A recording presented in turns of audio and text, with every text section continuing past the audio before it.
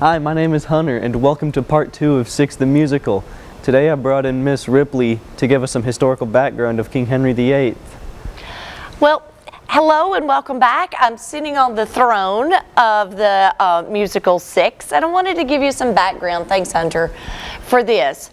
The first wife, which we love and we see set the scene for this, is Catherine of Aragon, and she sings a song called No Way.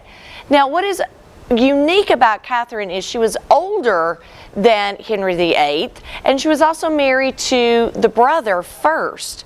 And so what happens is Henry VIII's brother actually dies at the ripe old age of 15. And so Catherine is forced to marry Henry VIII because of a political alliance that they had made with her kingdom and Henry's. And so Catherine of Aragon brings forth the first heir to the throne, but it's a girl. Her name is Mary. Now, when this female child is born, Henry is distraught because he truly feels like he should have a male heir. So through a series of events, he wants an annulment to this marriage. And so he goes in and asks the Pope, the head of the Catholic Church, can I have an annulment? And the Pope says no. And he says, can I have a divorce? No. And so what happens is Henry, through a series of events, will go in and say, I no longer want this wife, I no longer acknowledge this child, and therefore I'm going to put them in a nunnery.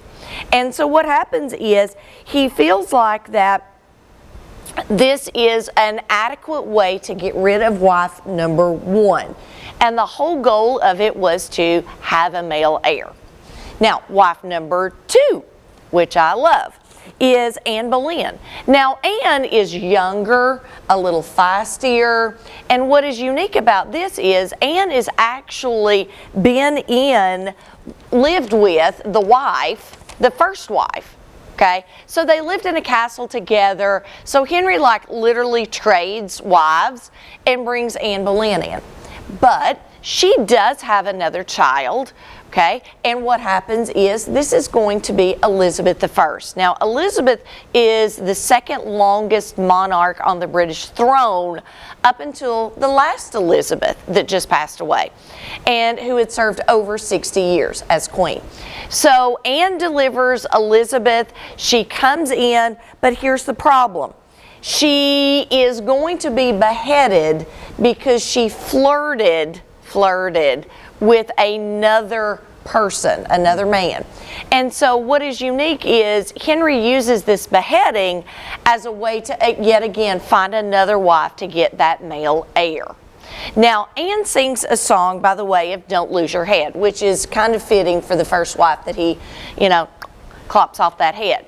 So he gets rid of Catherine of Aragon. She's living in a nunnery. He beheads Anne Boleyn and brings in wife number 3. Now this is going to be Jane Seymour. Now Jane is the love of Henry's life. If there ever was a wife that he loved, it was Jane Seymour. Now they have this really nice connection together, and they bring forth a son. Now Edward is the son's name. And Edward lives to the ripe old age of about 16. He was a very sickly child. And Jane will actually die 2 weeks after Edward is born. So there is this really dark cloud that surrounds this romance that we have with Jane and Henry and Edward. But it is one of those beautiful love stories that a lot of people miss in Henry VIII's life. And so what we find is Jane passes away naturally, probably from a complication of childbirth.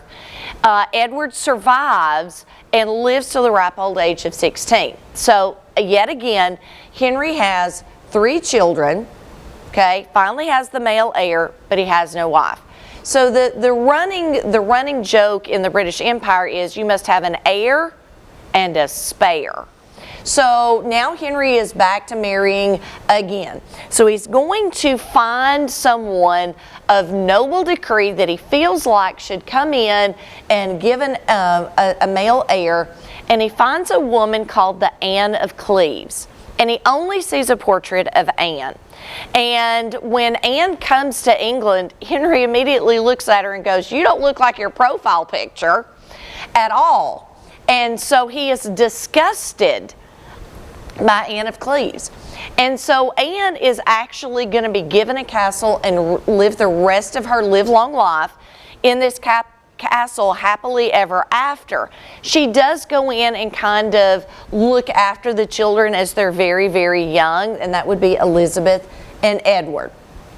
So he is now, okay, divorced, beheaded, deceased, okay, or died in the musical, and then he is going to divorce wife number 4. So now we move on to the Catherines again. So we move on to Catherine Howard. Now Catherine Howard, wife number 5, has some interesting background. She was raised through a very affluential family, and she is brought into Henry's court to try to produce a male heir. Here's her background though. She's kind of got a scandalous, haven't had the coffee yet, scandalous background. And so she is very promiscuous in her younger years, and that's going to be her downfall because she had been so promiscuous before. When she doesn't produce an heir, okay, and Henry gets very frustrated with her because he's older, he's in his late 40s at this point, she's in her early 20s at this point. The reason that he wants to behead her is because she did not disclose her sexual history prior to the marriage. Well, in this time in history, if you would have done that, you would not have been married. Okay, the king would have not, because he wanted a virgin wife. And so now she, second Catherine, they start running together after a while. The second Catherine of Aragon being 1, Catherine Howard being number 2, is actually going to be beheaded again. So that leads us to our last wife and our third Catherine. Catherine Parr is going to be the wife that actually survives Henry VIII. Now, she is a good fit because she's been married twice before, so she was an older wife to Henry. And what happens is she finds some stability of being married, and she had been a widower, and so she's now inherited all of these little children to take care of that are now in their tweens and teenage years. So she is actually a very good fit for Henry in his older years as he's beginning to get sick with gout and some other diseases that they did not know how to cure back in this time. And so she is an intellectual woman, which she could talk to Henry as he was bedridden and sick and things. And she's known as the wife that goes in and writes psalms. She's very forward thinking in female education.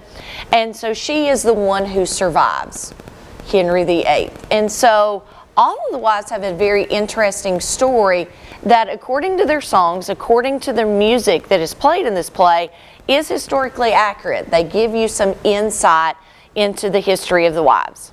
So I hope that helped, Hunter. That helped a lot. Thank you. You're welcome. Have a good day.